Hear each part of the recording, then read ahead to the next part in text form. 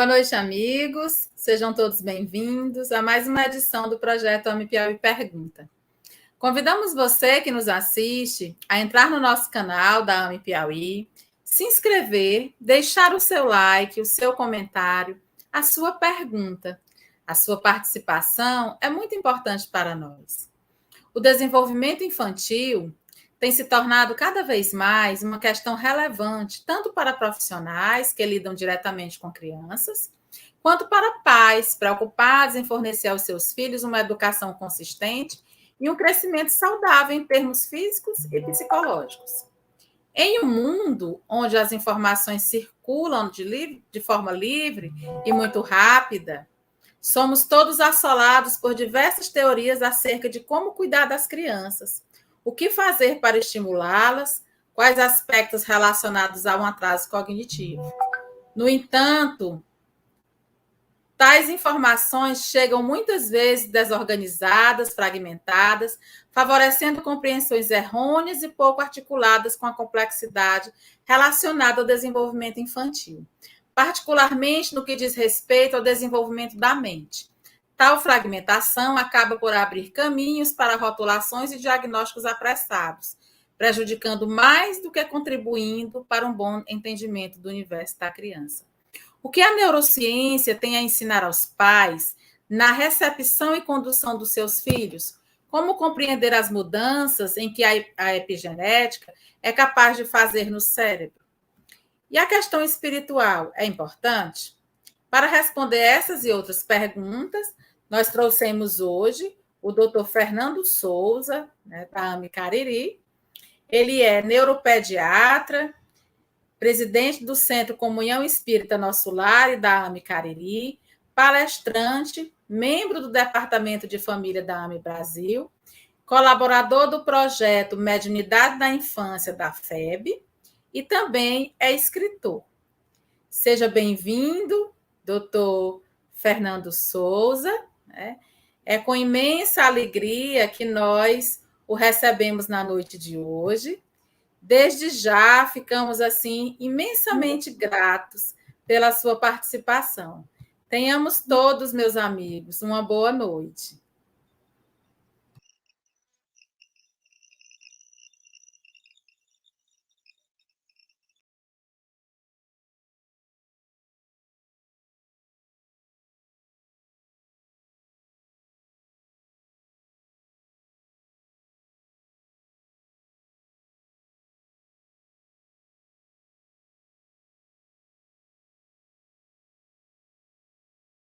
Com imenso prazer que...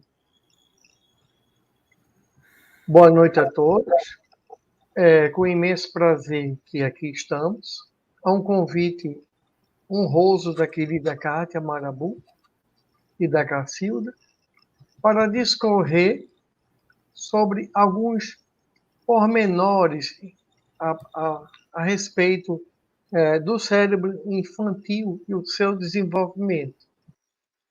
Realmente, se nós olharmos o desenvolvimento infantil e o salto que ocorreu da década de 60 até o momento atual, é extremamente instigante e fabuloso. Um grupo de neurologistas que atendia crianças achou por bem que a neurologia do adulto não seria um elo de importância para atender crianças.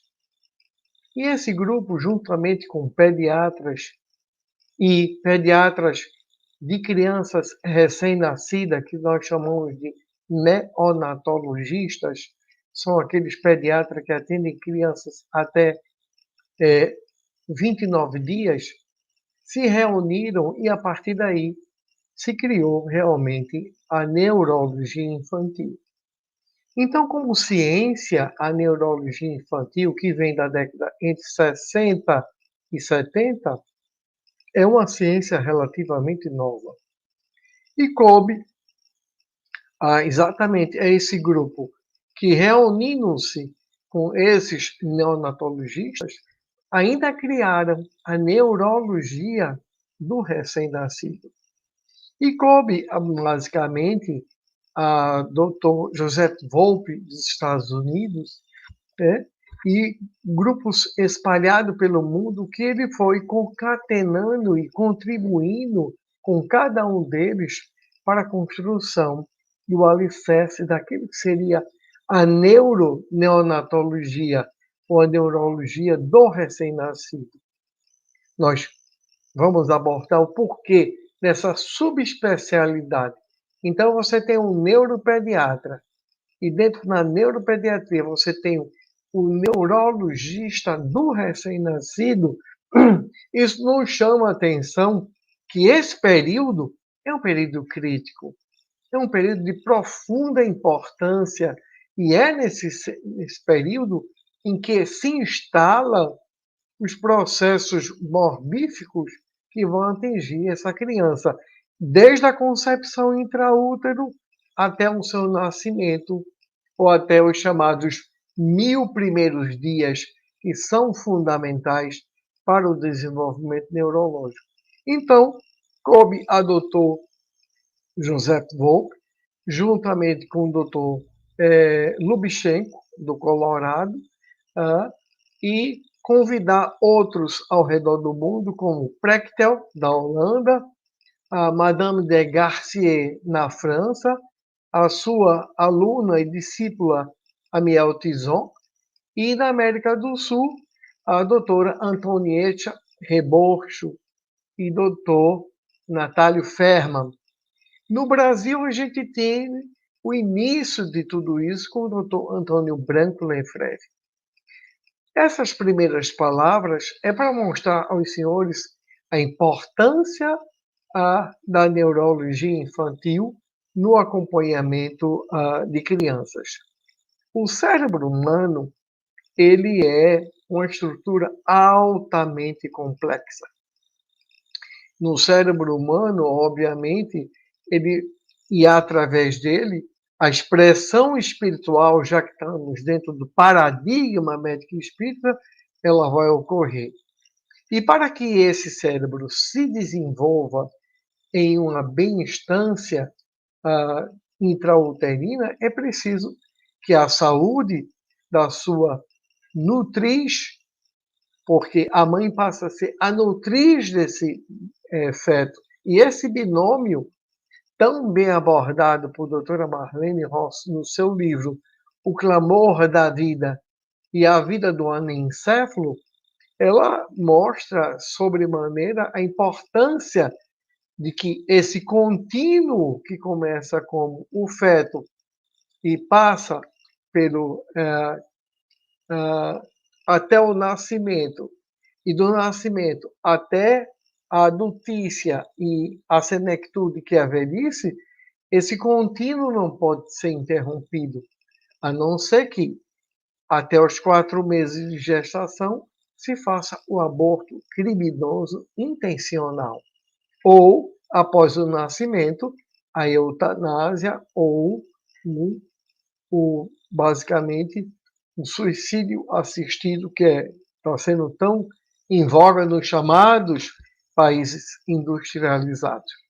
Portanto, a saúde perfeita da mulher deve também conceber a esse ser humano em desenvolvimento. O cérebro humano, na sua maturação, ele passa por processos do desenvolvimento cerebral.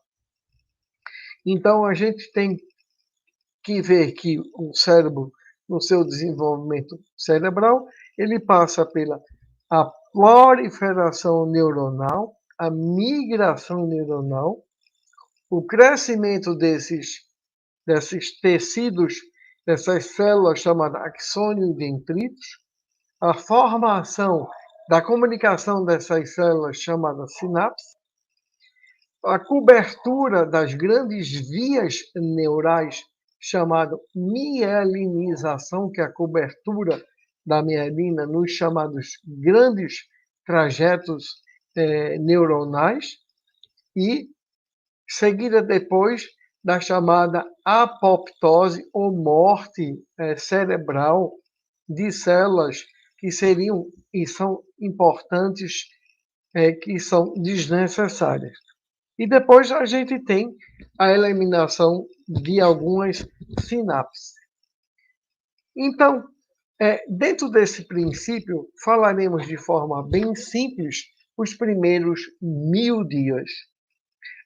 Em 1983, a Academia Americana de Pediatria ela emitiu uma nota de ordem técnica na revista dela, considerada mundialmente uma revista de impacto, chamada Journal of Pediatrics. E naquela ocasião, o editor-chefe da revista escrevia um artigo dizendo o seguinte: os 5 primeiros minutos de vida de um ser humano ao nascer são os 5 primeiros minutos mais importantes da sua vida. Todas as pessoas que nos estão vendo sabem que, ao ter um filho ou ir visitar uma criança que nasceu, é importante que a criança, no primeiro minuto, seja avaliada por critérios que é muito simples de se fazer, onde se observa a coloração da pele, a respiração, os batimentos cardíacos. Mas esse primeiro minuto em neurologia não é tão importante. São importantes os primeiros 5 minutos. Porque, às vezes, a pontuação de APGAR, que é o nome que se dá a essa tabela, e o paciente pode ter uma nota 8 ou 9 no primeiro minuto, mas subitamente ele entrar em falência respiratória e cair para uma nota de 4, e a gente sabe que 4 é um caso de anóxia ou falta de oxigenação severa que pode levar a repercussões neuronais a posteriori. Então, esses primeiros 5 minutos, se a criança vier com a nota 8, 9, 10, aí a qualidade de vida dele é muito importante. Isso se refere ao fato de que, quando a criança nasce, as primeiras 24 horas são de estabilização. Aquele pulmão que não tinha nenhuma função ainda respiratória, porque ele respirava e recebia oxigênio e sangue através do cordão umbilical da mãe, ligado à placenta materna e à placenta fetal. Aquela criança agora inspira, né, após nascer, isso provoca não o colapso, mas abertura dos alvéolos pulmonares, e ele começa, então, a respirar o ar que o cerca, que é esse ar que estamos agora envolvidos. A partir daí, e os primeiros 1000 dias são importantes. Os 1000 dias vão contemplar os chamados 3 primeiros anos de vida de uma criança. E é nesses 3 primeiros anos de vida em que a neurologia infantil pode estabelecer que está havendo um déficit de evolução neurológica. Então, pode estar havendo um atraso do desenvolvimento neurológico, que a gente chama de ADPN, atraso do desenvolvimento neurológico, ou uma regressão neurológica, que é algo mais sério, ou simplesmente uma parada do desenvolvimento. Na parada do desenvolvimento, é importante os irmãos que nos ouvem, que nos veem, saber que quando você coloca uma criança a nível de hospital, ou a criança sai enferma, uma enfermidade que a leve à hospitalização, a criança normalmente deixa de evoluir no seu desenvolvimento neuropsicomotor. Porque aquele agravo da enfermidade, aquele agravo emocional e psicossocial sofrido por aquele ser em evolução, o faz parar o seu desenvolvimento. Porém, quando uma criança, exemplo, que já está andando e simplesmente para de andar, Isso aí nós chamamos de regressão. E isso é um sinal muito sério de que algo não vai bem. E a gente vai abordar isso daqui a pouco, quando nós falarmos sobre os grandes transtornos do neurodesenvolvimento infantil. Agora, quando uma criança de 3 anos, que são quase 1000 dias, ela não consegue andar, aí é diferente. Aí você tem um atraso de desenvolvimento neuropsicomotor. Então, com essas 3 formas, já fica bem evidente a diferenciação. Exemplo, uma criança que teve um nascimento com apneia de 4 no primeiro minuto. No 5º minuto, persiste com 4. Com 10 minutos se reavalia, continua com 4. Essa criança fez um quadro de depressão respiratória séria. Ela vai para a UTI da neonatologia e possivelmente será entubada para receber oxigenação. E esse cérebro é preciso acompanhá-lo bem, da forma estrito sensu, né? O desenvolvimento infantil dessa criança, que possivelmente apresentará um quadro de paralisia cerebral. E a paralisia cerebral é a única patologia neurológica infantil de forma não evolutiva. Ela é uma patologia de forma estática, porque se deu naquele momento do nascimento e lesou irreversivelmente aquela criança. Porém, os tratamentos atuais da paralisia nos mostram a possibilidade daquilo que nós chamaremos de neuroplasticidade, ou seja, a capacidade de autorregeneração da fibra nervosa e buscar um novo caminho. Então, eu agora abordaria de forma simples as 3 grandes síndromes neurológicas. Nós temos o autismo, nós temos o TDAH e nós temos os transtornos do humor, e que são as ansiedades e as depressões unipolar e bipolar. Todas essas 3 enfermidades, elas têm um campo genético imenso. Onde mais se debruça hoje as pesquisas do autismo é sobre que o autismo tem um epifenômeno de ordem genética muito forte.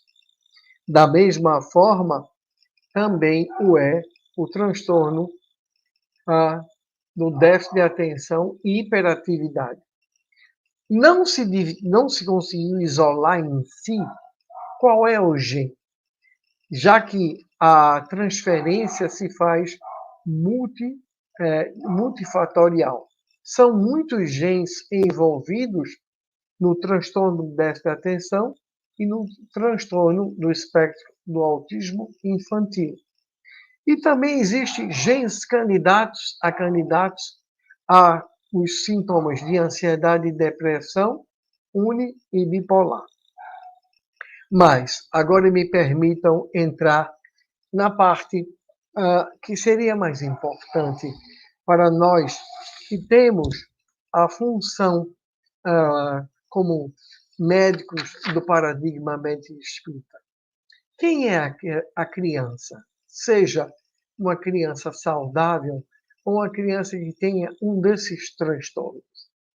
Essa criança é um ser espiritual, em que, entre o berço e o seu nascimento, existe um período incógnito que apenas o plano espiritual, através de Deus, sabe. E se essa criança nos é dada para ser o nosso filho, ela deve ser acolhida, abraçada, amada, porque nas enfermidades, a gente sabe das enfermidades que as enfermidades nada mais o são do que a resposta de um princípio espiritual que se transmite através do perispírito ao corpo físico e deste a demonstração que a ciência médica vai denominar. Então, em Evolução em Dois Mundos, no capítulo 9 do Espírito André Luiz, escrito por Chico Xavier, uma obra muito antiga, em que a gente vê falar sobre a girencefalia e a lisencefalia. A girencefalia é a formação dos giros cerebrais. E a lisencefalia é quando o cérebro é extremamente liso. Lembrar, senhores, que só através do aparecimento da ressonância nuclear magnética, hoje, ressonância magnética, saiu a palavra nuclear, é que a gente diagnostica a lisencefalia ou cérebro liso, demonstra que esses seres, na verdade, têm implicações no plano espiritual muito fortes. Porque o ser humano, como nos diz Leon Denis na obra O Porquê da Vida, é um ser essencialmente espiritual, transitoriamente vestido de matéria putrescível, que é a matéria densa, corporificada, e que dá, através dessa matéria, a expressividade. Mas quando vemos uma criança saudável ou enferma, estamos diante de um espírito com dívidas para consigo mesmo, para com o Criador e para com a criatura da qual ela, obviamente, deve ter atingido. Então, nesse capítulo chamado Formação do Cérebro, André Luiz escreve de forma belíssima a estruturação do cérebro. Porém, é na obra No Mundo Maior, estudando o cérebro, que Calderaro diz uma expressão muito interessante. Não somos criações milagrosas destinadas ao adorno de um paraíso de papelão. Na verdade, somos criaturas multimilenárias em termos espirituais, galgando através da palingenesia das reencarnações o nosso caminho de libertação de almas imorredoramente ainda aflitivas, mas em busca da perfeição. Pois esse é o caminho da criatura humana, do átomo ao arcanjo. O hiato que fica entre esses espaços são as reencarnações. Portanto, a gente vai ver que o desenvolvimento cerebral da criatura humana se dá e segue uma orientação. Essa orientação vem naquele momento da concepção. E lembrar os senhores que já existe vida, e vida sim, no momento em que um espermatozoide penetra num óvulo e aí forma um ovo, ou aparentemente uma estrutura em formação. E esse contínuo, que foi muito bem descrito por Marlene Severino Rossi Nobre, no Clamor da Vida, já está definido. Qualquer intervenção aí seria uma forma criminosa realmente de nós deixarmos evoluir essa criatura humana. Então, precisamos entender que a evolução da criatura humana segue um princípio.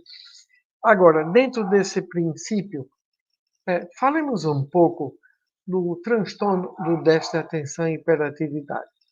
Todos sabem que o transtorno de atenção e hiperatividade ele se baseia basicamente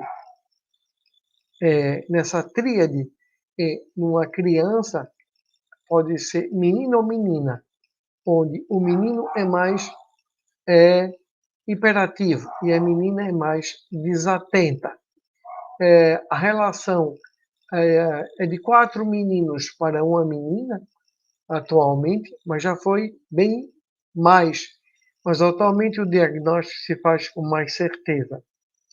O importante é que essas crianças, acolhidas pelos seus familiares, não tenham um desfecho realmente que não seja propício. O TDAH pode ter desfechos muito graves.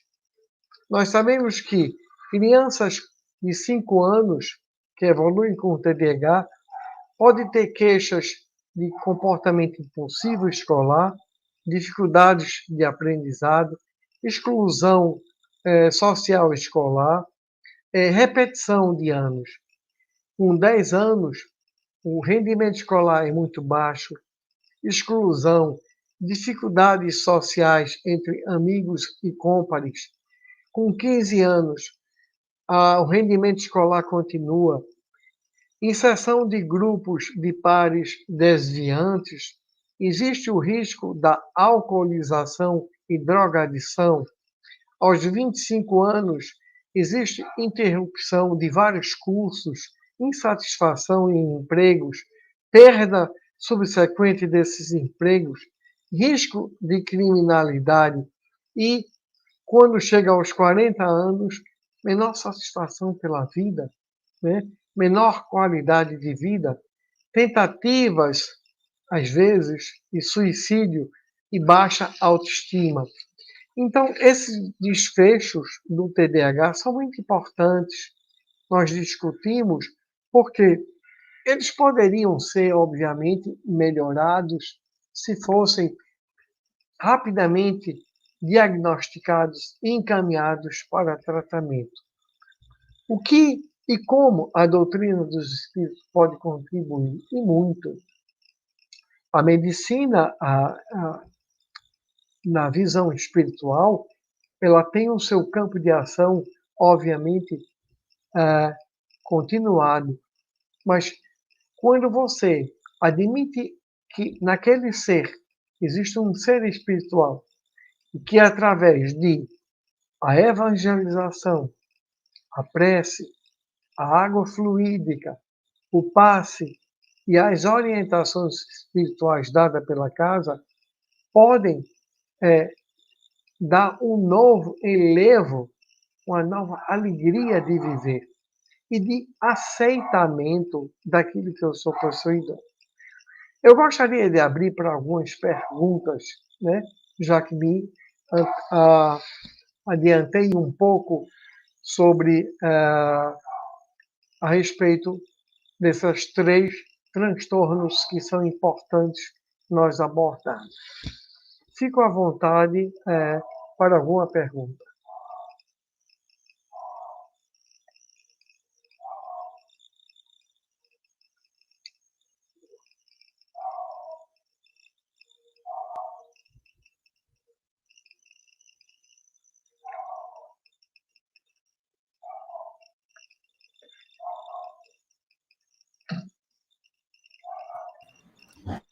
Boa noite. Nós temos várias perguntas, doutor Fernando.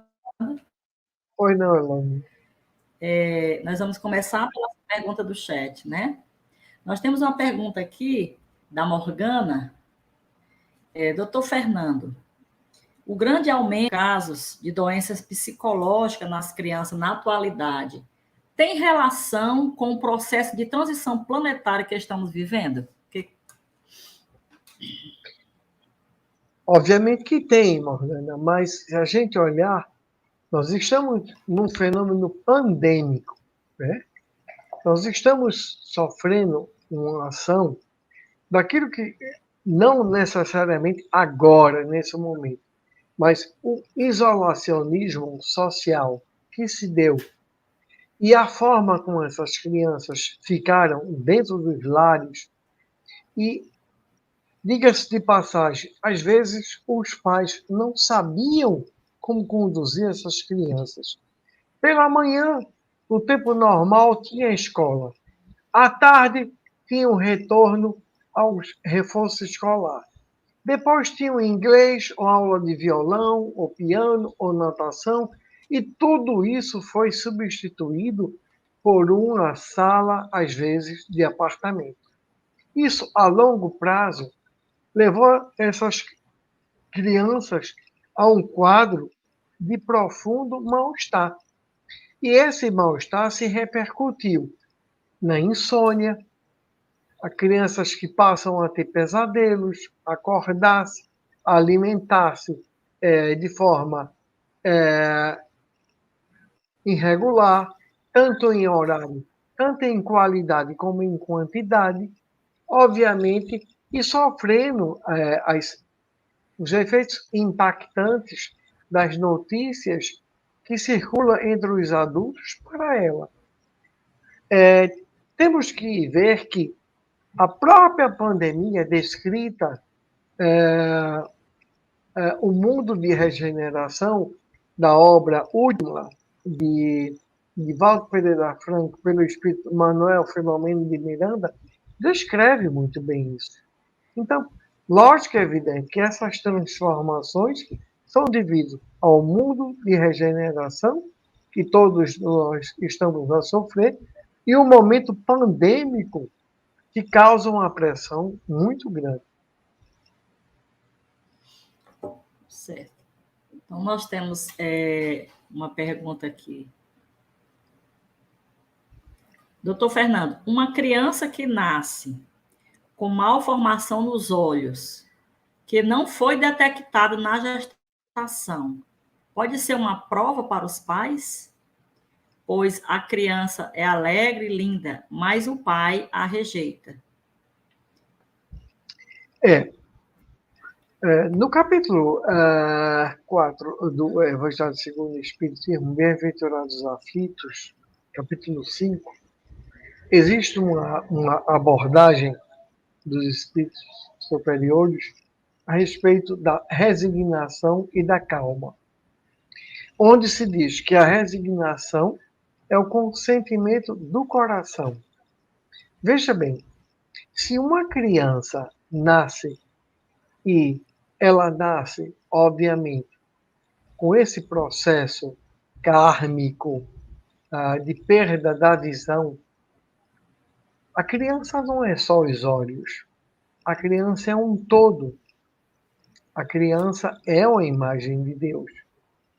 Se ela teve nesses olhos essa perda de visão, não deve ser vista assim, não deve ser rejeitada.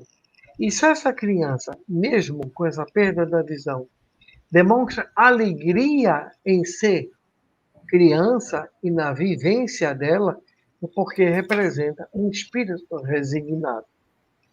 Cabe a esse pai entender e, obviamente, aprender a resignação, porque a criança em si está em provação e expiação.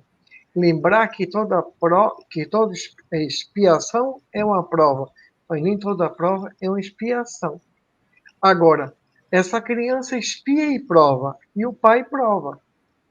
E lembro que antes desse filho reencarnar, antes desse pai reencarnar com essa mãe, já estava no plano espiritual que ambos iriam receber um filho com grandes problemas de ordem orgânica. Então, é bom relembrar que nós fizemos um pacto para com Deus de receber esse espírito, que aparentemente, na nossa visão, é devedor, mas que deve ser recebido com profundo amor e profunda gratidão, e não rejeição. É assim que a doutrina nos ensina a ver os sofrimentos e os dolorimentos do outrem para conosco. Em cima da sua fala, esses 5 primeiros minutos de vida, de má oxigenação, podem ser importantes para a prova da deficiência mental de um ser que aparentemente teve um pré-natal saudável e tudo corria bem? Perfeito, perfeito. Esses primeiros 5 minutos de vida, como disse a revista, né, o Jornal de Pediatria Americano, eles são fundamentais. As células nervosas são muito sensíveis à falta de oxigênio. E quando o oxigênio falta, elas formam lesões em áreas muito importantes. Uma estrutura chamada corpo caloso e a matriz germinal ao redor do corpo caloso. O corpo caloso é uma estrutura que vai receber os chamados telencéfalo, que são os dois hemisférios cerebrais, direito e esquerdo. E isso é a base que nós chamamos anatomopatológica, né? E a fisiologia natural da doença da paralisia infantil. E a paralisia infantil, ela não piora, ela se dá no momento em que houve a lesão. Portanto, a qualidade de vida de um recém-nascido está, sim, nos 5 primeiros minutos. Ótimo. Aqui nós temos uma pergunta da Luísa Castelo Branco, que é trabalhadora da AME também. Ela pergunta: a criança sofre ainda intraútero as emoções vivenciadas pela mãe? Ótimo, Luiz, a sua pergunta. Adorei. Veja bem, não há como separar o binômio mãe e filho. Aos 4 meses, uma estrutura auditiva chamada órgão de corte, que é o ouvido interno, já está perfeito. Se a mãe falar, a criança ouve. Se a mãe disser algo em relação à criança, ela ouve. E aos 4 e 5 meses em diante, a criança não só tem a presença no desenvolvimento ocular de ambos os olhos, e ela vê os períodos de luminosidade, de intensidade de luz que possam chegar a ela. Então, esse binômio, se vermos o aspecto emocional de uma mãe, se uma mãe bebe, a criança bebe. Se a mãe fuma, a criança fuma. Se a mãe tem um estresse, a criança tem estresse. Se a mãe não dorme porque vai a uma festa, a criança não dorme, a não ser quando a mãe dorme. Não há como separar esse binômio mãe e filho. É um contínuo, é um conjunto, onde ela, a nutriz, alimenta esse ser em informação. O que lhe cabe é resguardar-se nos comentários. Aí a gente chama e lembra o Dr. Le Boyer.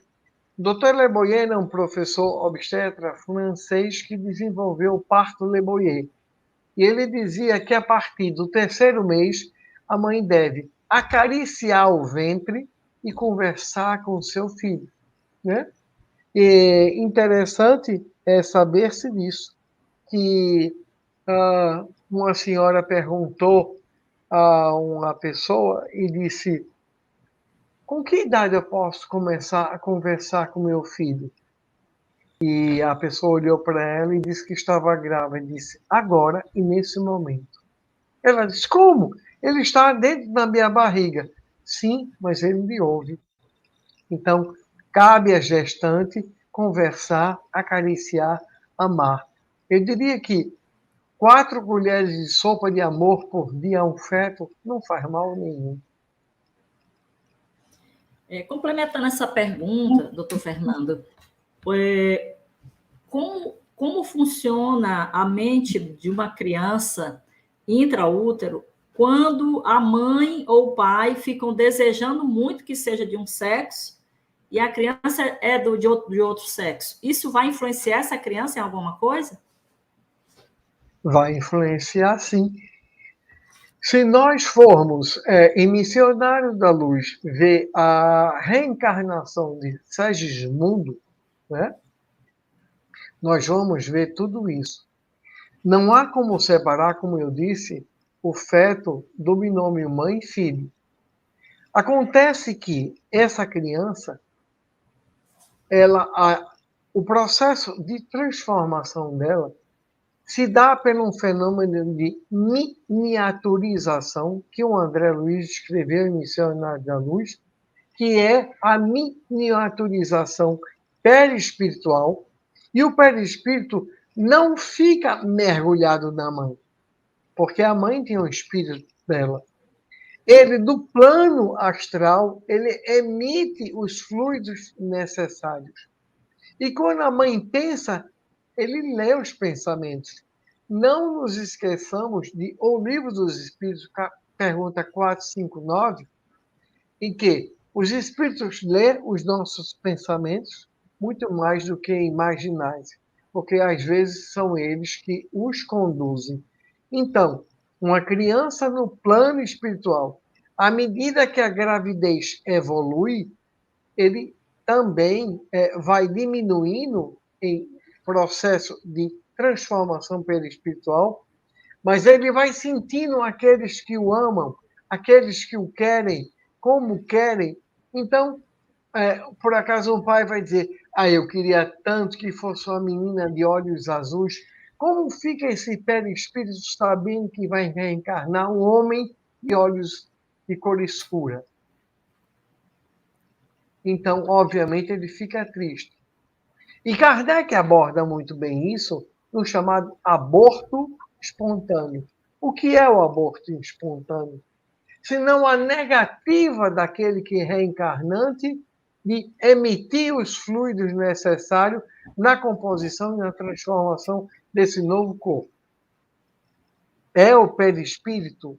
A mãe apenas serve de matriz, daí o nome matriz uterina.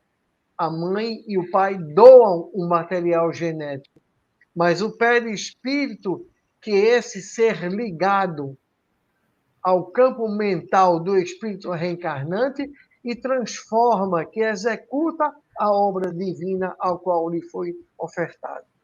Portanto, não se deve dizer, né? Se deve esperar com ansiedade, com amor, com carinho, mas essa exigência é descabida. É descabido. Ótimo. É porque nós fazemos pré-natal e às vezes a gente fica, né? A pessoa já teve um filho, o primeiro filho foi homem, aí já chega dizendo, eu queria que fosse uma menina, né? Então isso aí é complicado. Nós temos aqui uma pergunta no nosso grupo de WhatsApp que parece muito com a pergunta da Kathleen. Eu vou fazer as duas para fazer um link. Aqui no WhatsApp fala assim, do grupo. Como ajudar pais que vivem de médico em médico na tentativa de ajudar o filho, que é hiperativo, mas desligado, não tem... É hiperativo, mas desligado. Não tem bom aprendizado, mas não se encaixa nem no espectro autista, nem no TDA. E a Kathleen pergunta, doutor, boa noite, excelente explanação.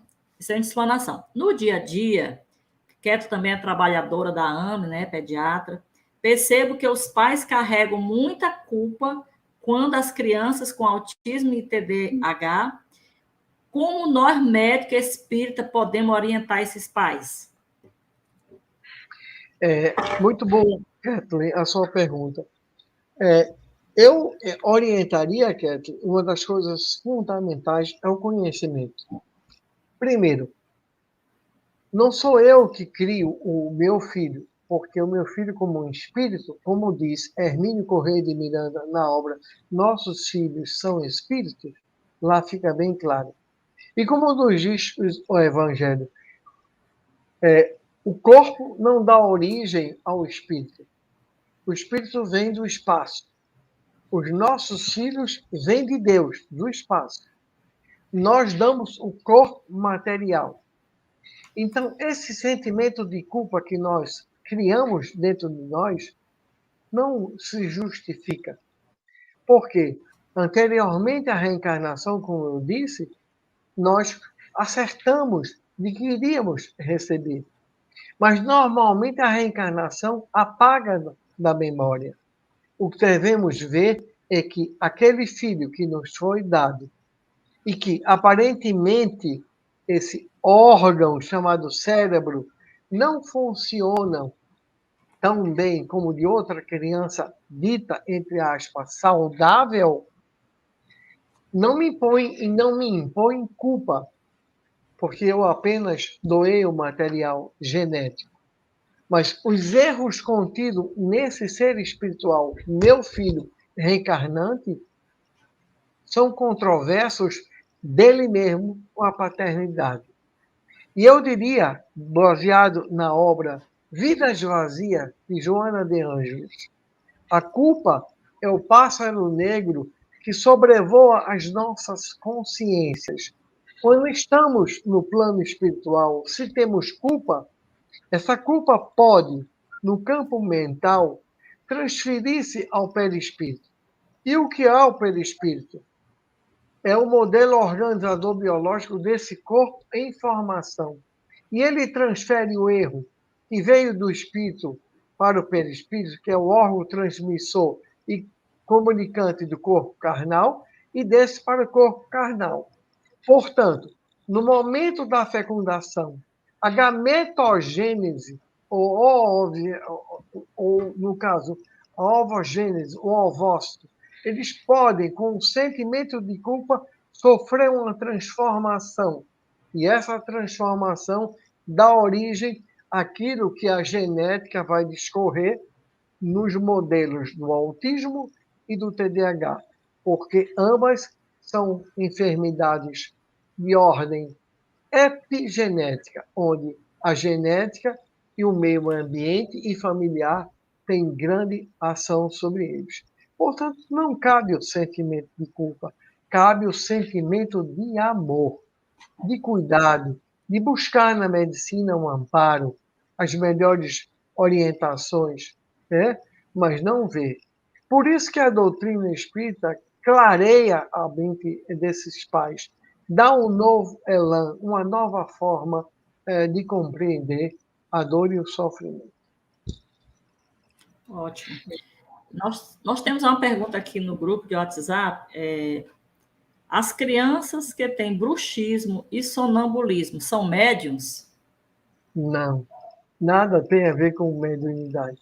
Mediunidade na infância é uma coisa que realmente nós temos abordado a nível de Brasil muito frequentemente, por fazermos parte do grupo de estudo da mediunidade da FEB, junto com a doutora Márcia Leone, de Brasília, e outros colegas. O bruxismo nada mais é do que um momento de interposição das falanges dos dentes superior e inferior. É um processo de alteração do sono. E os pesadelos, sonhos ou algo que acontecer, aí sim, são entender que, quando acordados estamos, somos seres de comunicação material. Quando dormimos, somos seres de comunicação espiritual. E a criança, quanto mais tenra a idade for, mais fácil é o desdobramento do seu corpo espiritual para o corpo etéreo, né? E por isso a criança que vê espírito não é mediunidade, né? A criança que, durante os fenômenos de pesadelo e tudo, significa que o espírito dele voltou a um ambiente da qual ele não se satisfaz, não se sente bem. Ou seja, ele encontra diversos inimigos do passado.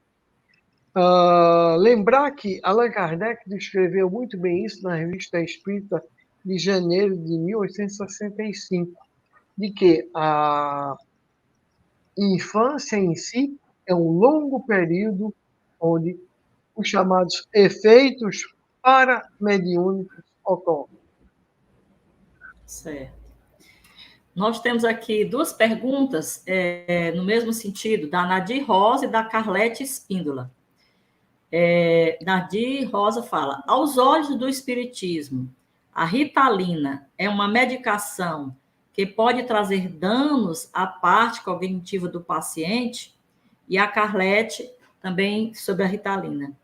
Qual sua opinião em relação ao uso da Ritalina por crianças menores de 7 anos nos casos de TDAH? Vamos ver as duas da seguinte forma. Nós vamos buscar luzes de esclarecimento na obra O Consolador, de Emmanuel, por Chico Xavier.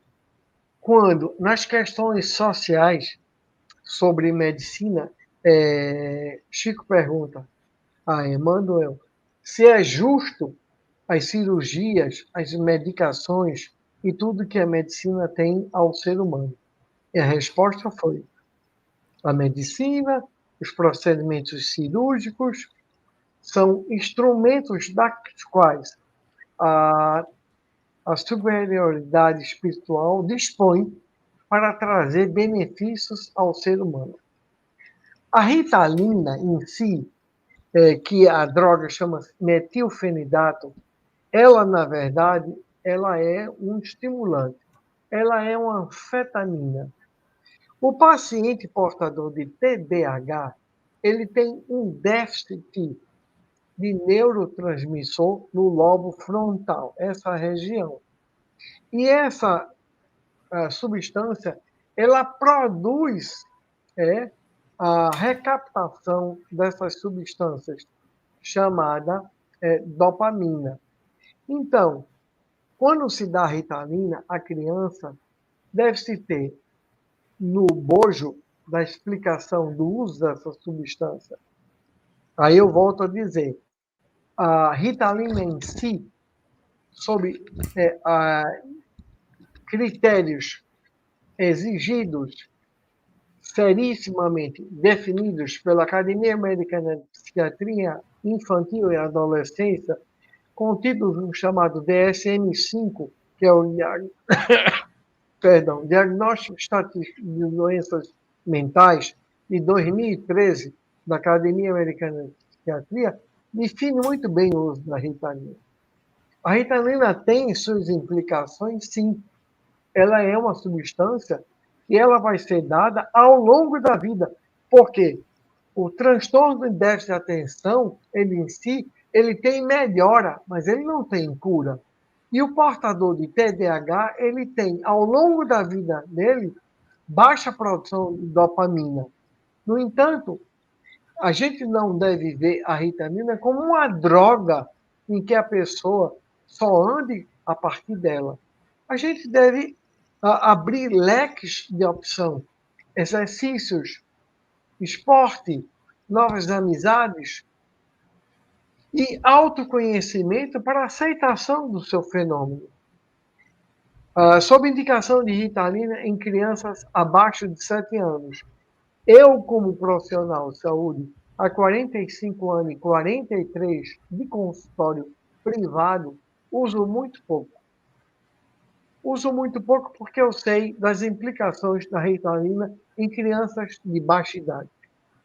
A Ritalina em crianças de baixa idade pode dar déficit de crescimento ósseo, com o crescimento da altura da criança final menor do que o esperado, pode dar falta de apetite, pode dar distúrbio do sono, então eu uso pouco. Mas se tem indicação, deve ser usada. E outra coisa, eu não faço férias terapêuticas para a Ritalina. Eu não tiro a Ritalina do final de semana, porque esse cérebro não produz. Então, se eu tirar no final de semana e ele tiver alguma atividade que envolva a cognição e a compreensão, ele vai ter dificuldade. Então, as medicações, meus amigos, elas estão aí para nos ajudar. O que nos cabe é saber o seu uso, a sua aplicação e a sua indicação. Mas elas não representam nada de mal. Completando esse tema, a Thaís Itaribe, ela pergunta se a Ritalina pode causar dependência e se essa medicação para TDAH deve ser usada para toda a vida. Eu não diria toda a vida, né? Veja bem, você tem outras formas de abordar. Normalmente, quando atendo uma criança com TDAH, eu mando uma carta para a escola, onde eu solicito um APSLA, que é um acompanhante pedagógico de sala de aula, para essa criança. Eu normalmente indico um PEI, que é um programa de ensino individualizado para essa criança. Eu oriento um reforço escolar individualizado. E, normalmente, eu indico a psicóloga em terapia cognitiva comportamental. Fernando, se a família não possui a gente procura a rede pública o máximo que puder. E digo aos senhores que a escola infantil do primeiro grau no Brasil, que pertence aos municípios, e vocês aí do estado do Piauí têm uma boa escola infantil, e já foi premiada a nível de Brasil e do exterior. Então, não se justifica não se exigir da escola, né? A gente pode transformar essa pessoa portadora de TDAH, primeiro, aceitando-se como é, através da terapia cognitiva comportamental, que é um aspecto psicológico. Segundo, que a escola inclua-o dentro do grupo e não exclua-o, ou dele desista, através do acompanhante de sala de aula e do acompanhamento pedagógico. Com isso, a gente vai diminuir muito a aplicação da Ritalina. Não se pode botar na Ritalina que ela vai resolver o problema, né? Quem tem TDAH é ao longo da vida. Então, não vai passar a vida toda tomando Ritalina, não é? Certo. A Líris Fernandes, o senhor já até respondeu, mas se o senhor quiser complementar, ela pergunta como nós, mães, podemos ajudar nossos filhos com TDAH e como alcançamos sua confiança e pensamento. Devemos manter, já até respondeu, medicação durante toda a vida, não vai ter efeito colateral. Então, assim, como manter a confiança e alcançar o pensamento dessa criança? Minha irmã Lides, né? Uma das coisas mais importantes na família é o diálogo. E o diálogo vem se esvaindo, vem sendo colocado ao segundo ponto. O maior erro que aconteceu na segunda metade do século XIX foi achar que, como diz Joana de Angelis, em duas obras, SOS Família e Constelação Familiar, foi achar que a escola educa o meu filho. Não, não é isso. A escola instrui o meu filho. Quem educa o meu filho é no meu lar, é na minha casa. Sou eu e sou o meu marido, dando meus bons exemplos, ouvindo e mantendo o diálogo. Quando a gente fez isso, a gente transferiu a nossa responsabilidade para a escola. E a escola instrui e o lar educa. E isso são questões básicas que também estão contidas em um Consolador nas questões 108, 109 e 110, onde se mostra que o lar é a primeira escola da alma humana. Então, converse mais com o seu filho, né? Aproxime-se mais. A prática do evangelho ao lar é um momento primordial para isso, como descreve o espírito Neo Lúcio no livro O Evangelho ao Lar. Então, é importante a discussão ampla da família. E converse com o seu pediatra, converse com o seu neurologista, a seu psicólogo, caso haja, com a escola, com a diretoria da escola, com a professora, um grande debate, né? Mas realmente cabe a nós educar os nossos filhos. Certo. Mudando um pouco do tema, né, de TDAH, tem uma pergunta aqui no grupo que fala assim: uma criança de 9 anos que tem fixação sexual, persegue a empregada, é terrível na escola, diz palavrões obscenos para as coleguinhas, dá nó na cabeça do psicólogo, porque tem idade psicológica maior que a idade cronológica, diz coisas de adulto.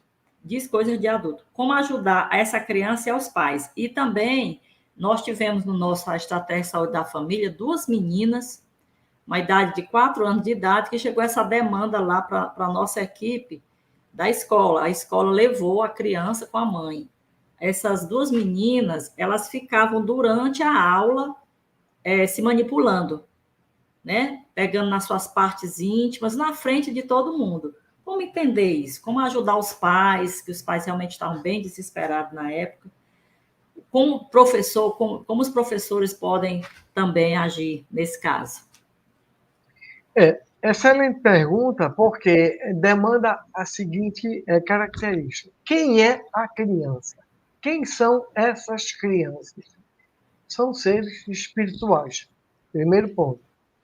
Se é um ser espiritual, ele pode ter uma ascendência realmente inferior. Porque a sexualidade, dessa forma, é uma expressão primitiva de desejo humano.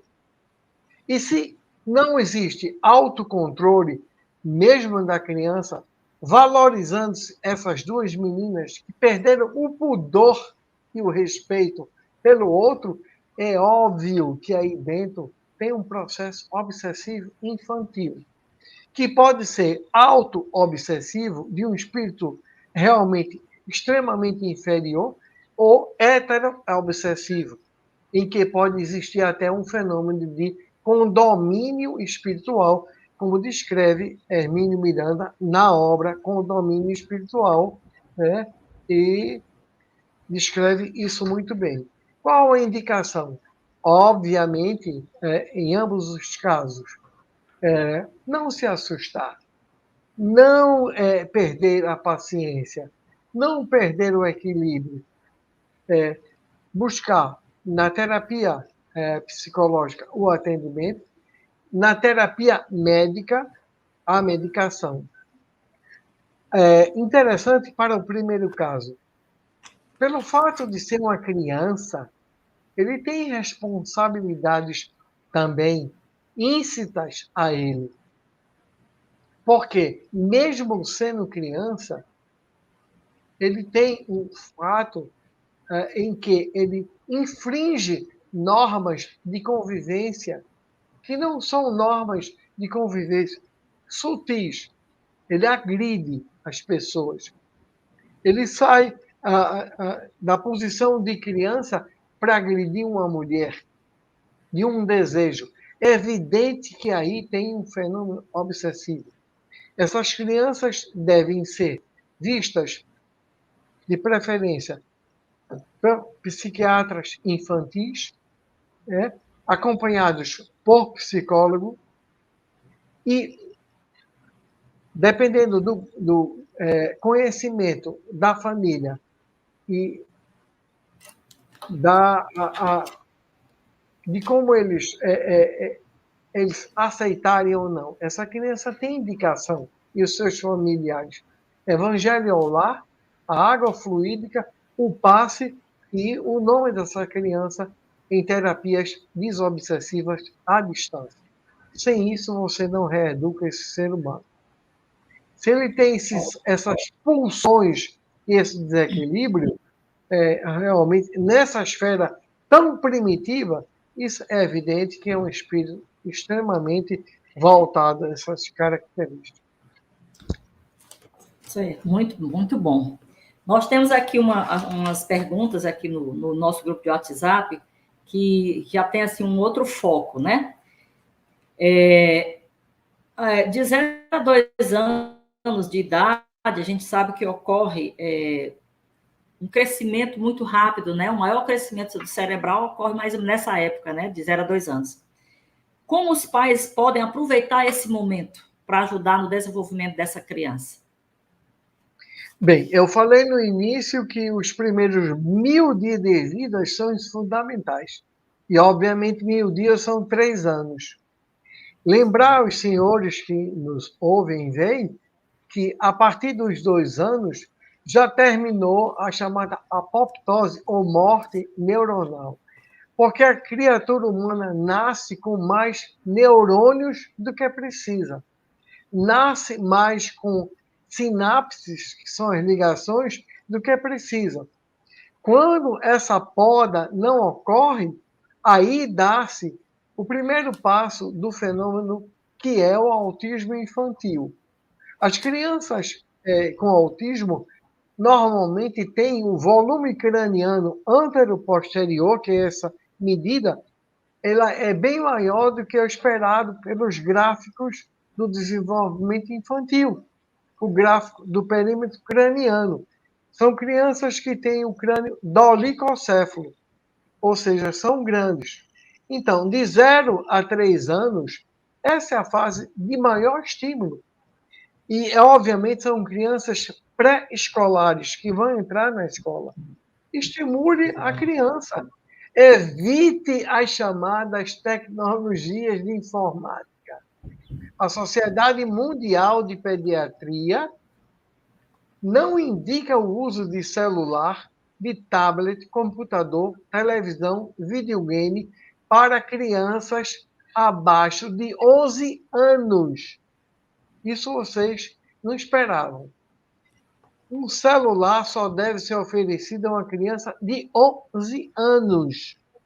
E a quantidade de mídias assistida por dia pela Organização Mundial de Saúde, a OMS, tão falada, e pelas sociedades correlatas de neurologia infantil, que é chamada ICNA, e a Sociedade Mundial de Pediatria, né, é que realmente o celular seja dado a crianças de 11 anos e que todas as mídias vistas num dia não ultrapasse 2 horas por dia.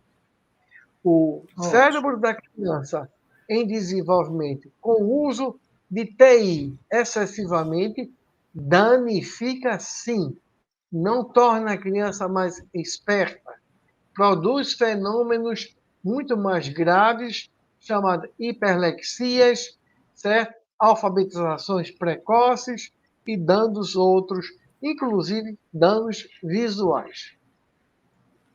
Ótimo. Em cima do que o senhor está falando, tem uma pergunta aqui. Qual a influência do meio ambiente, né, que o senhor falou aí, e da alimentação no desenvolvimento da criança?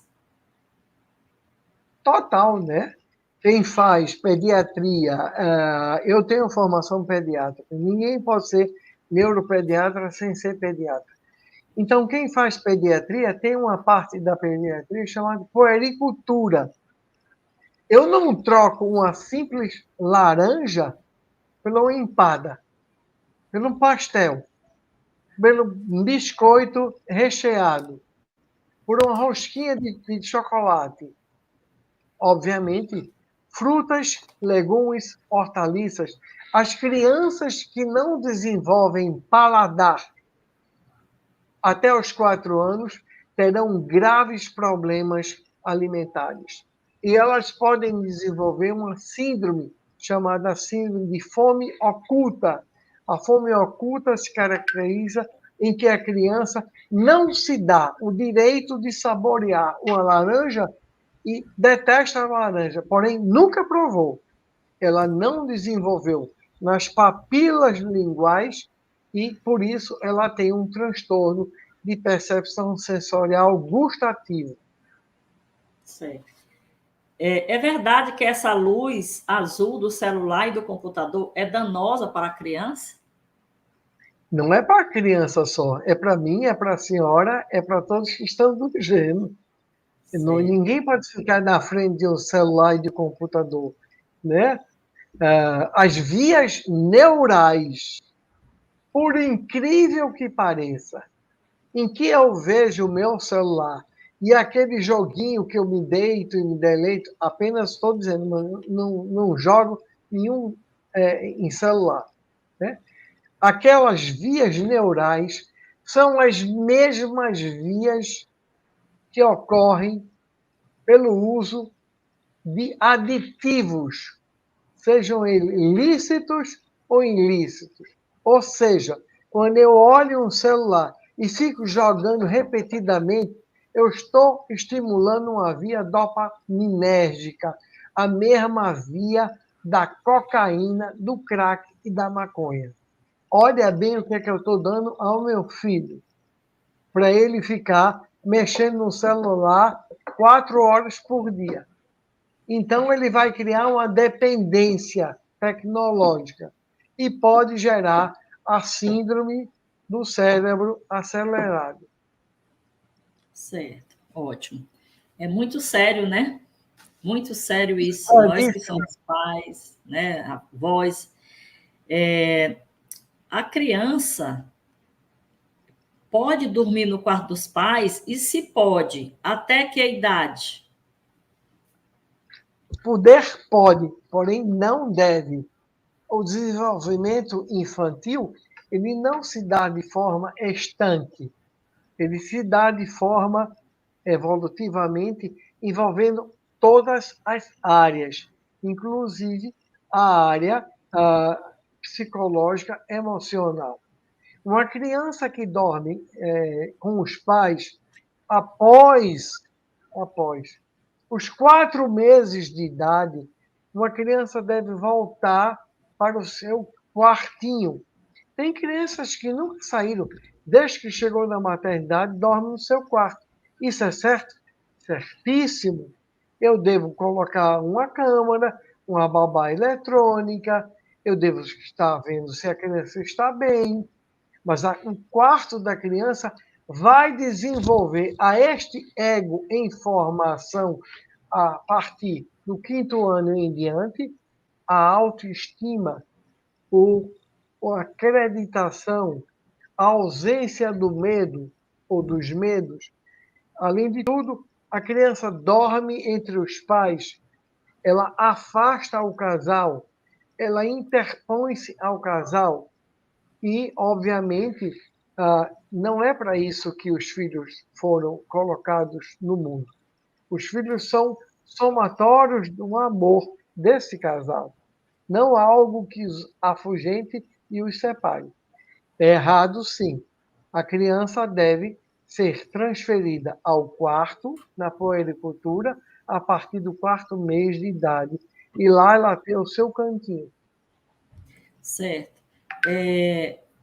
Seguindo essa linha, nós ainda temos 2 perguntas e depois temos várias perguntas ainda sobre o TDAH.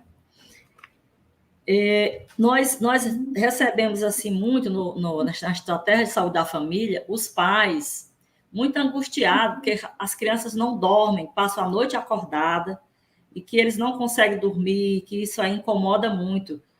Como ensinar a criança a dormir, a criar um hábito saudável para dormir na hora certa, para não ter tanto desgaste, né, desses pais que no outro dia vão trabalhar, e a gente sabe que isso às vezes até influencia até na relação do casal, né? Essa coisa da criança que não dorme à noite. Como fazer para auxiliar essa criança a criar esse hábito saudável? Existe essa é também uma parte da puericultura, da pediatria, que representa a higiene sanitária do aspecto do dormir. O dormir, para nós, neurologistas, é um simples fato de deitar e dormir. O sono, ele é um princípio de refazimento neuronal.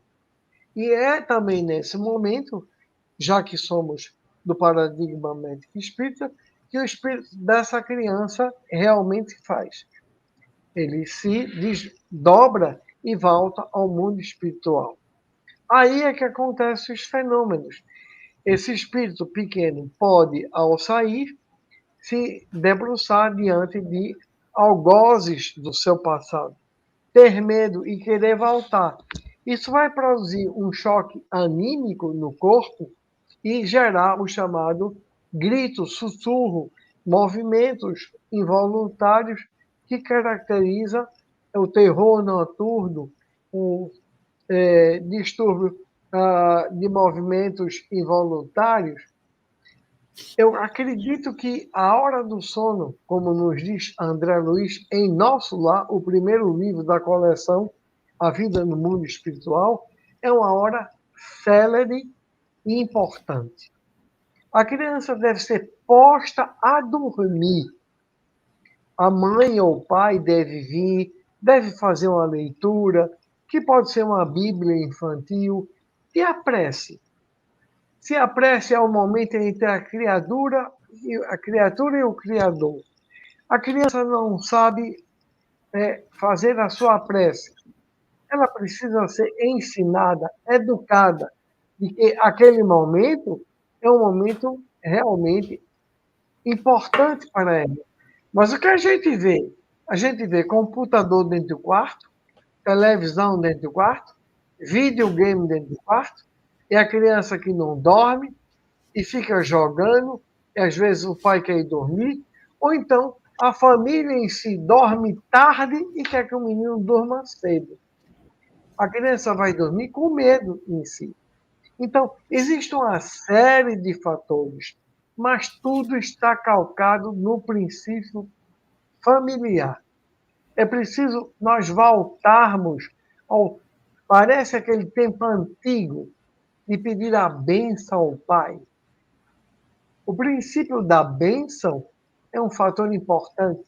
A bênção em si é a emanação de dizer ao seu filho: Deus o abençoe, Deus lhe dê bons sonhos, que seu anjo da guarda o proteja. Ninguém diz isso. Ninguém diz mais isso. Ninguém se senta para colocar um filho para dormir. Não há tempo. Eu estou cansado, mas não é assim que isso se resolve. E o pior é que, como médico, e principalmente da área de saúde infantil, a gente vê um monte de crianças sendo medicadas desnecessariamente. Em cima do que o senhor falou, o Eduardo Jucá faz aqui uma pergunta. Quando a criança já está viciada nas mídias, o que fazer? Retirar o celular de uma vez? Na verdade, Eduardo, tem que ser reeducada a criança, tem que se tirar, através da conversa. É interessante. Às vezes nós olhamos para o céu e dizemos: Mas, Senhor, eu estou passando por isso, eu mereço isso. E você não vai obter a resposta das nuvens do céu. Você está passando por isso porque você merece. Deus não nos vê assim. E nós, como pai, temos muita dificuldade. Nesses casos, sentar com a criança e explicar a ela: isso não é bom para você. Os médicos dizem que isso faz mal ao seu cérebro. Se você está usando demais, vamos ver se você pode diminuir. E depois você vai ficar, no máximo, com tantos minutos por dia. Entenda, você vai achar que é ruim. Você vai me achar ruim. Eu não me preocupo se você me acha ruim. Eu me preocupo com você porque eu lhe amo e quero o seu bem e que você fique bem. Através do diálogo se consegue. Sem diálogo é impossível. Certo. Nós temos aqui mais algumas perguntas sobre TDAH. A Kathleen Santos pergunta: doutor, percebemos ainda muita discriminação relacionada ao autismo. Na sua opinião, qual o papel do profissional de saúde perante as famílias e a sociedade nesse sentido? Ótima pergunta, Kathleen. Kathleen, sabe o que eu digo ao pai e à mãe? Eu dou diagnóstico de autismo todo dia. Todo dia. Eu atendo criança autista desde 1981. Eu digo, a primeira coisa eu digo: sabia que a senhora é uma mãe especial? Ela disse: o senhor? Especial por quê? Eu digo: porque Deus não daria um filho com um transtorno do espectro autista a não ser a uma pessoa especial como a senhora. Não sinta pelo seu filho pena, remorso, culpa ou algo que o valha.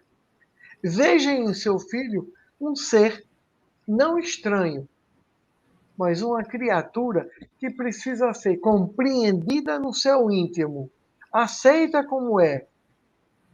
E assim, a sua relação mãe e filho, pai e filho, tornar-se a melhor. Olha o exemplo desse esse global que está fazendo o programa nos sábados, o Mion, ele tem um filho autista, ele tem um canal. Ele disse que a primeira vez que tentou brincar com o filho dele, levou uma tapa no rosto. Ele ia dar na criança? A criança já tinha diagnóstico de autismo. Ele abraçou-se com a criança. A tapa doeu, mas o abraço que ele deu e o filho gritando doía muito mais. Chorou ele e depois chorou o filho. Hoje, o filho dele, socialmente, convive, vai a todo canto. E se não pode ir, ele também não vai. Então, entender que o autismo é um ser em transformação, né? Que tem, obviamente, as suas implicações dele para com Deus. Não nos cabe julgar, cabe acolher, tratar medicamentosamente, espiritualmente e terapeuticamente a família e o paciente. Não se trata o autista só, se trata a família do autista. Complementando o que o senhor está falando, a Carmen Guimarães fala, ela pede ajuda aqui. O filho autista, a aceitação da família é fundamental. Como realizar esse processo de aceitação? Me ajuda. Os pais dizem que aceitam, mas têm muita dificuldade para agir naturalmente. Como ajudar? Carmen, quando se diz a família aceita, mas tem muita dificuldade, é que não aceitou, Carmen. Abre o teu coração e aceita teu filho como ele é. Quando eu me aproximo de uma roseira, eu posso olhar que algumas rosas não são iguais. E isso é normal. Da mesma forma, somos seres espirituais, onde a consciência desperta atravessa um processo reencarnatório que me é permitido naquilo que eu tenho pelo qual passar. Não é só a criança autista.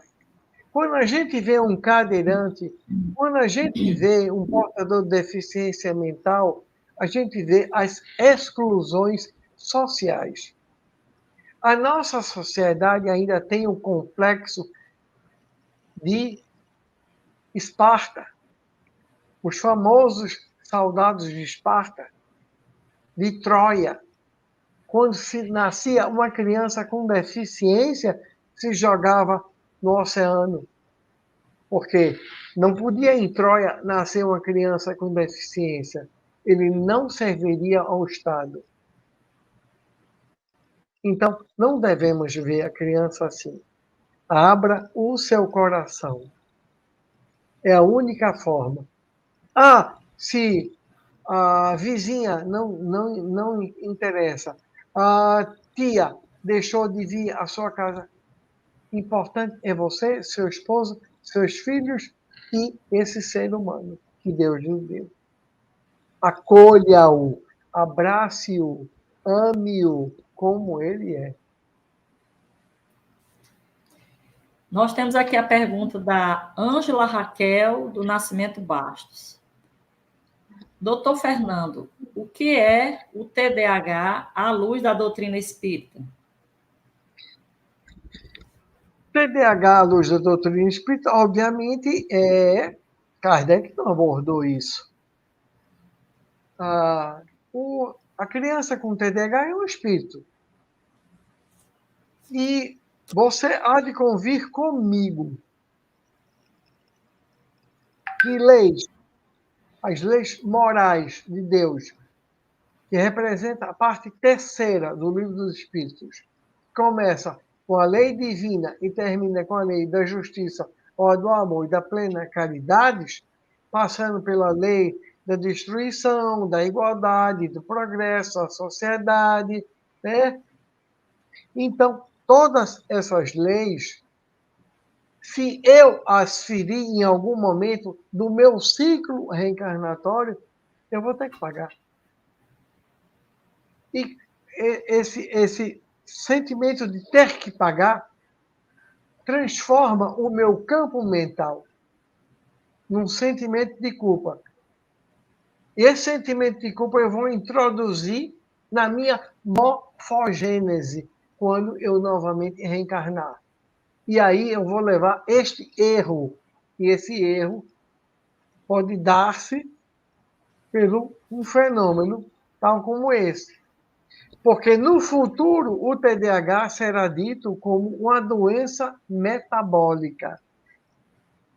E nós temos 650 doenças metabólicas em neurologia infantil. Por quê? Porque a pessoa não produz dopamina. E ela se esquece, e ela se aborrece, e ela fica inquieta. E é por isso que existem as medicações. À luz da doutrina espírita, é só um espírito devedor. Sim, todos nós o somos ainda. E o TDAH é entre o criador e a criatura. E, obviamente, a ciência médica, a ciência psicológica está aí para ajudar. Aceitar-se como sou. E, a partir daí, me autocompreender, não me revoltar. E aqueles que, ao meu círculo familiar, estão me compreender e me aceitar como eu sou, são fundamentais. Agora, acercar-se de boas leituras e a casa espírita, usar o passe, a água fluida, assistir às palestras, fazer evangelização, isso transforma o portador de TDAH em uma pessoa bem mais acessível, consigo e para com o próximo. E aqueles desfechos que eu escrevi, que vai dos 5 anos aos 40, podem não ocorrer. Ótimo. Tem muitas perguntas, mas para avançar da hora, nós vamos encerrar com essa pergunta aqui. Uma pergunta pessoal, né? Profissional, claro. Para o senhor, doutor Fernando, o que mudou na medicina ao longo do tempo na sua área? Sobre dois aspectos. Sobre o lado material, muito, né? Já com 45 anos de formado, a medicina que eu faço hoje não é a medicina que eu saí da cidade do Recife, onde nasci, e comecei a clinicar. Sobre o aspecto da medicina do paradigma espiritual, que eu abracei quando eu tive a honra de conhecer a doutora Marlene Rossi Nobre, nossa mestra, conhecer a obra, o Pentateuco Kardeciano, que vai do Livro dos Espíritos e termina com obras póstumas, e, obviamente, do Dr. Bezerra de Menezes. Então, como médico e espírita, isso só fez me engrandecer. Em ver em cada criança que eu atendo, que não por orgulho e vaidade, mas já ultrapassaram mais de 100 mil crianças, isso me deu um ensejo de ver na criança um livro aberto e predisposto a ser compreendido e se tornar compreensível. E só através do Evangelho de Nosso Senhor Jesus Cristo. Numa expressão da evangelizadora Mirtes, do lar Joana de Ângeles, de Minas Gerais, onde a nossa antiga e confreira, que partiu recentemente, Soeli Caldas Schubert, trabalhava e que dizia: falemos de Jesus às nossas crianças. Usemos as suas parábolas, os seus ensinos, para que essas crianças cresçam ouvindo Jesus e, ao crescerem, trabalhem para Jesus.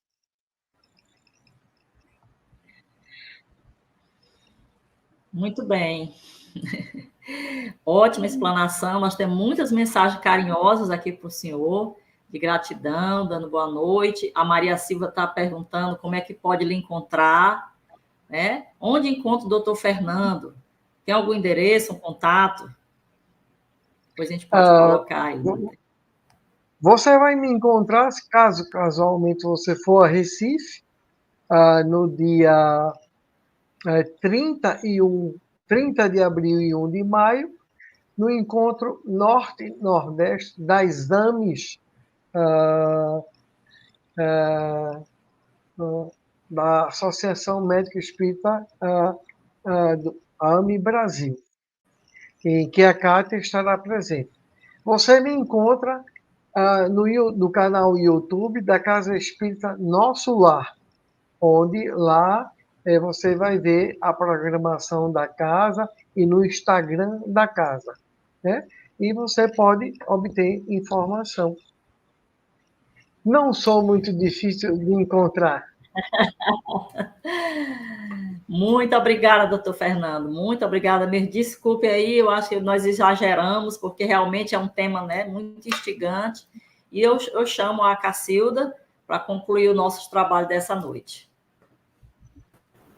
Eu é que agradeço. Doutor Fernando, muita gratidão pela disposição, né, em responder tantas perguntas, foram muitos questionamentos. Dizer que certamente hoje nós temos muitos corações consolados, né? Afinal de contas, essa é a função principal do Espiritismo, consolar, né? Essa doutrina que, antes de tudo, é consoladora. Então, muita gratidão. Gratidão também a Eloni pela condução das perguntas, né? Pelo empenho, né, em estar aqui conosco hoje, né? E aí eu quero deixar o doutor Fernando com as considerações finais. As considerações seriam que, naquele dia, aquela criança que nascia em Belém, e que, saindo fugido com os seus pais, devido à fúria ignóbil daquele que não aceitaria o Messias, naquele dia se fez a luz. E uma luz que nunca mais desapareceu. Essa luz se chama Jesus. E Jesus representa um modelo de perfeição, como diz a questão de OLE 625, a forma mais exequível e perfeita de um espírito que se adensou em matéria e se fez carne. Apesar de ser o verbo mal amado, vendido por um, negado por outros, esquecido por tantos, ele continua a nos chamar e a dizer: vinde a mim todos vós, que estáis aflitos, e eu vos aliviarei. Tomai sobre vós o meu jugo e o meu fardo, que são leves. E aí terei repouso para as vossas almas, ou seja, espíritos encarnados. Meus amigos, somos todos irmãos. Lutemos pela transformação do mundo que nos cabe, como primeira escola que tenhamos que passar. Busquemos em Jesus a luz e o caminho que devemos percorrer, e sempre com Ele